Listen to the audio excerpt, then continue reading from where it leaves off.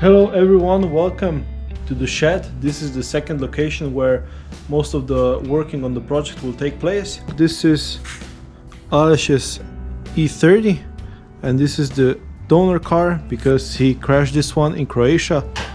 Gladly he's okay and he's up and working again. He's working on M42 engine for a BMW E30. This is Manta's engine here. And today we're going to be working on this chrome bumpers that has been painted black. As you can see, the paint is already chipping. We're going to try it with two things. This is the Bio Lava, which is a paint stripper product. Now people say it's no good, so I'm not optimistic. And this stuff is supposed to work also. This is the oven cleaner. So we're going to put a little bit on there and make a sample place, and then cover it with plastic and then leave it to work and check later if any paint is lifted or stripped, because we don't want to sand this one since we don't want any scratches in the chrome that we need to polish later. We need to get the paint off as gently as possible. So yeah, let's try. If the Bio Lava is really that shitty that people say, it's hard to come by good paint strippers here because it's kind of harsh chemicals, but we'll try to do what we can to keep the chrome and to get this black stuff off.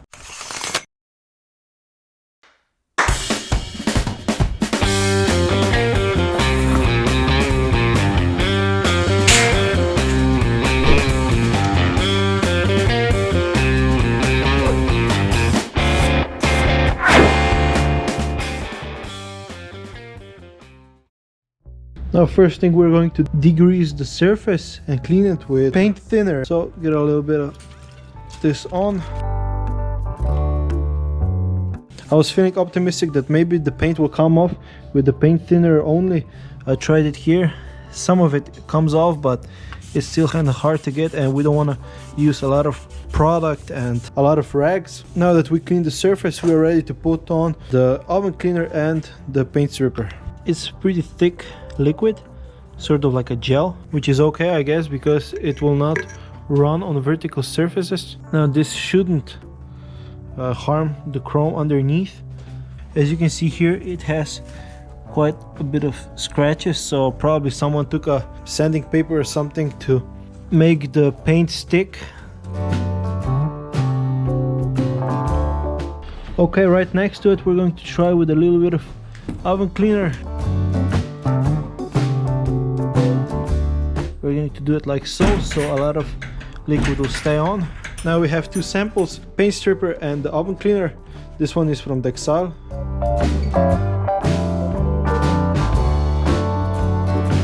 So the reason why we are covering with plastic is because we want to keep the fumes in, so it will work. Actually, I have another idea, because we still have some plastic left. I'm going to do a test sample here using paint thinner and a rag. So I will soak the rag into paint thinner and put it on, and then put plastic on so it will keep the fumes in, and then we can compare which liquid works the best and if we can get this black stuff off.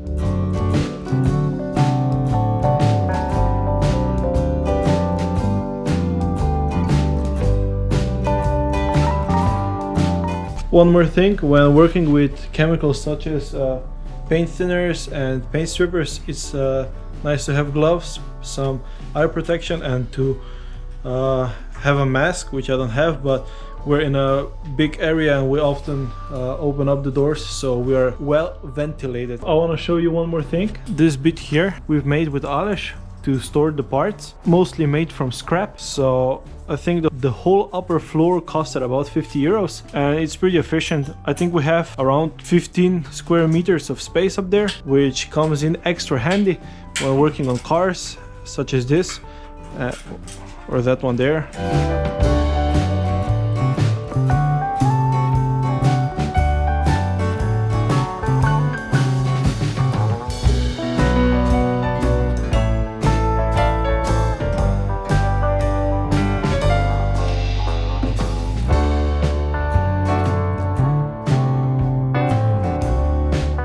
So guys, one more important thing, because someone didn't follow this advice with this car, obviously. When you are using an angle grinder, please cover all the glass on the car with some sort of tarp or something. If the sparks hit the glass, it will make a dot. You see right there. You'll feel a lot of bumps and dots. The spark actually burns itself on the glass and it will stay on, it will start to rust. Then you'll have dark spots. Not all paints are created equal, so not all paint strippers will work the same on different colors, so you have to sort of try it out and see how it goes. But looks like it's working on this one.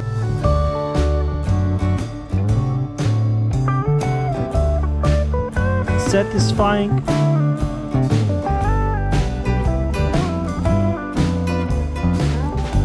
Oh! So it seems like this paint stripper is working. We're going to uncover the other two samples, so we will see if those want to work as well. Okay, let's try it. This here is the oven cleaner. It does nothing. Now let's try it with paint thinner. Okay, this looks promising. Yeah, it works great. Okay, not too shabby for paint thinner.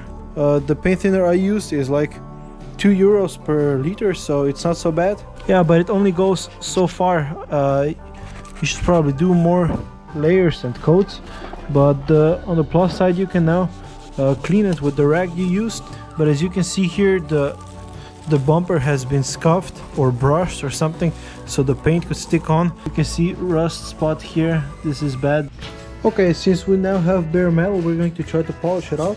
I'm going to use this Purol metal polish.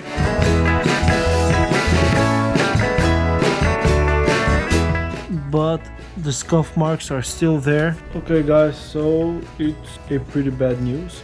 Someone has actually damaged the chrome to the stage that it's no longer present. Here you can see remainders of chrome on this edge here, but here everything is scuffed up. I'm going to stop getting the color off because maybe it's still protecting the metal underneath. I'm going to try to find out how much rechroming costs to see if it's cost efficient. Today it looks like that paint stripper worked and the paint thinner works, so I'm probably going to clean it all off with paint thinner and then put on a thin coat of paint stripper and then finish it off with paint thinner to clean it off. Maybe I'll even make it black again. I don't know. Chrome is kind of a jewel of a car, so I think it needs to be present with a classic car like this. Thank you so much for joining in. I hope you found this video useful. If you're going to tackle a job like this, now you know what products to use. The oven cleaner did not work. It says on the internet that you should leave it on for a couple of hours, but since we got the results done with paint thinner that costs €2 per liter, I don't think it's feasible to buy oven cleaners and use it. Perhaps use that on ovens. And we'll see each other in the next videos where we will pick up where we left. So I'm going to tell you what I found out and what the solution will be. Thank you so much for joining in. Have a nice day.